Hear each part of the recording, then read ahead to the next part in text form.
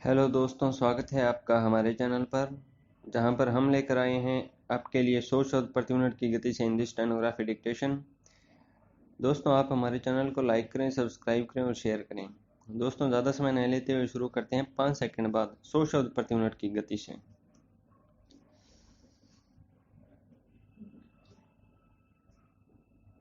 Australia में सूखे के लंबे दौर के बाद हालिया जंगल की आग के फैलाव ने पूरे महाद्वीप को अपनी गिरफ्त में ले लिया है।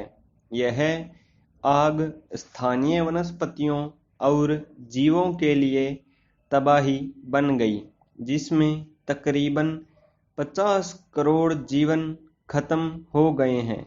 इसी समय तिमोर सागर के दूसरे किनारे पर इंडोनेशिया की राजधानी जकार्ता में बेमौसम बारिश के कारण आई बाढ़ से हजारों लोग विस्थापित हो गए।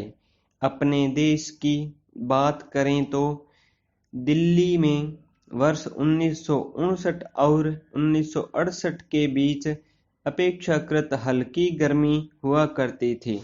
भारतीय मौसम विभाग के आंकड़ों के मुताबिक उस दशक में करीब 1350 दिन तापमान 45 डिग्री सेल्सियस से कम रहता था। इसी तरह मुंबई में ऐसी गर्मी सिर्फ 113 दिन ही पड़ती थी, जबकि इसी दशक में बेंगलुरु में ऐसे 249 दिन थे। पैरा वर्ष 2018 में भारत में मौसमी अतिरेक के कारण करीब 2081 मौतें हुई और 37.8 अरब डॉलर से अधिक का नुकसान हुआ।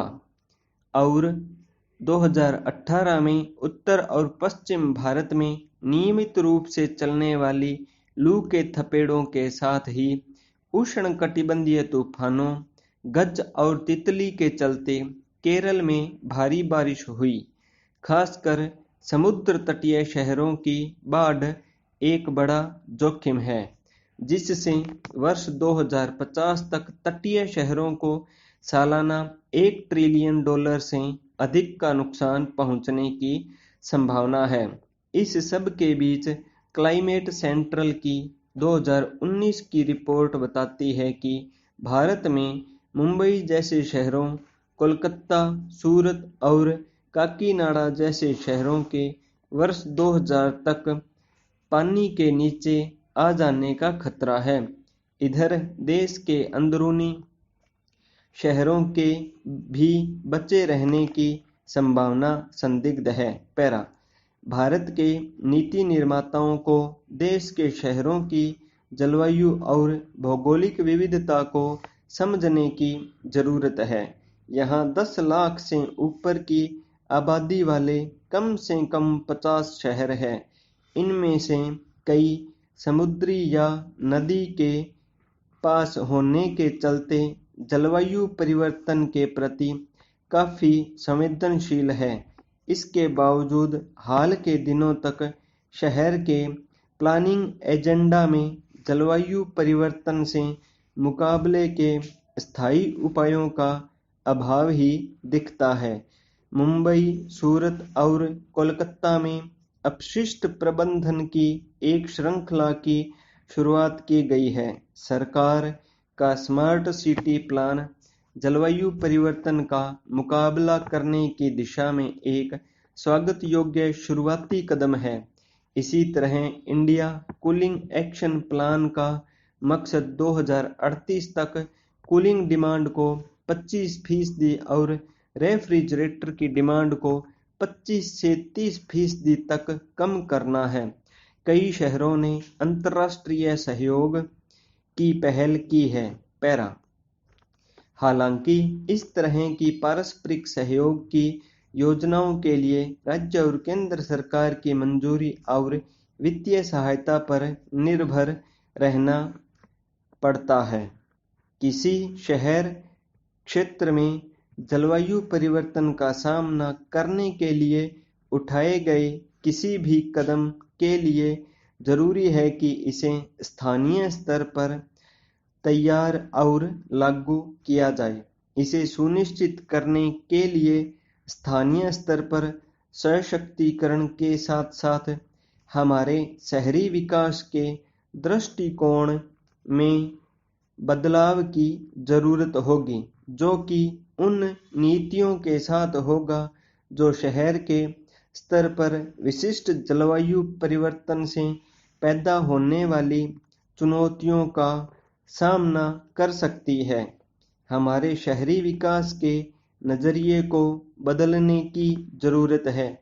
असंतुलन दुरुस्त करते हुए विकास सर्वोपरि के दृष्टिकोण के साथ हमें परस्पर लाभ के दृष्टिकोण को अपनाने की जरूरत है, जो दोनों पक्षों को लाभ की बात करता हो, जो विभिन्न पॉलिसी एजेंडे के बीच टकराव को दूर करने में मदद कर सकता है। इस तरह के नजरिए से बेहतर ऊर्जा प्राप्ति, अपशिष्ट प्रबंधन, स्वच्छ हवा और रोजगार सृजन हो सकता है। एक अध्ययन में पाया गया कि कोलकाता करीब 4 साल की पे-बैक अवधि का निवेश करके 2025 तक अपने कार्बन उत्सर्जन को आसानी से 21% तक कम कर सकता है। इस निवेश से हुई आय को पुनर्निवेश करने में शहर के लिए कार्बन उत्सर्जन में और कमी आएगी। पैरा जलवायु परिवर्तन को लेकर भारत की राष्ट्रीय कार्य योजना इस दृष्टिकोण को एकीकृत रूप में पेश करती है। हालांकि इसको जमीनी स्तर पर हकीकत में उतारने के लिए खास उपायों की जरूरत होगी, खास तौर पर ऐसी परियोजनाओं के क्रियान्वयन के लिए एक अधिकार संपन्न उपक्रम बनाने से सरकार में सभी स्तरों और हितधारकों के बीच समन्वय सुगम बनाने में मदद मिल सकती है। हमारे शहरों को स्थानीय स्तर पर पेश करने वाली किसी चुनौती का सामना करने में जलवायु परिवर्तन के असर को कम करने के लिए जरूरी कदम उठाने का अधिकार नहीं दिया गया है।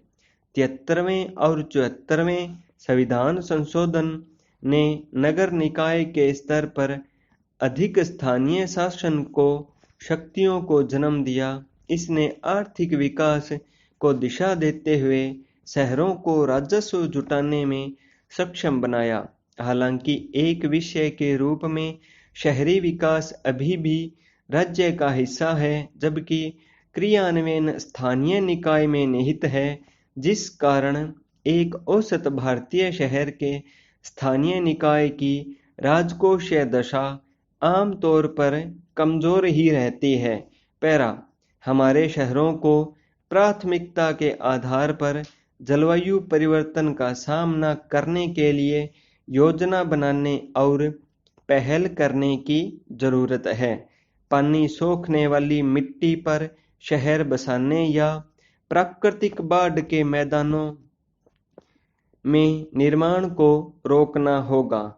खासकर मुंबई को तटीय मैंग्रोव को बहाल करते हुए अपनी सीवेज और ड्रेनेज क्षमता में सुधार करने की जरूरत है। शहरी तैयारियों में हीट वैक्स की जरूरत है। शहरी तैयारियों को घटनाओं को लेकर योजना बनाने की जरूरत है। अब यह सार्वजनिक स्वास्थ्य समस्या नहीं रह गई है। स्थानीय निकायों को श्रम, पेयजल और बिजली विभाग के साथ समन्वय करने की जरूरत है। जलवायु परिवर्तन के असर भारत के सभी क्षेत्रों में प्रभावित होते हैं। वर्ष 2065 तक भारत की आबादी 1.7 अरब हो जाएगी और इसका अधिकांश हिस्सा शहरी होगा। उस समय रहने योग्य शहरों के लिए विकास सर्वोपरि के एजेंडों को पूरा करना मुश्किल होगा। जलवायु परिवर्तन का सामना करने के लिए किया गया सही निवेश हमारे शहरों की सहन शक्ति बढ़ाने में मदद करेगा, जिससे उन्हें मौसम की मार से पानी की आपूर्ति में कमी होने या हीट वेव चलने पर हालात से निपटने में मदद मिलेगी। हमारे शहरों के लिए नीतिगत व्यवस्था में काफ़ी सुधार की जरूरत भी भविष्य की आवश्यकता है। पाई स्टॉप।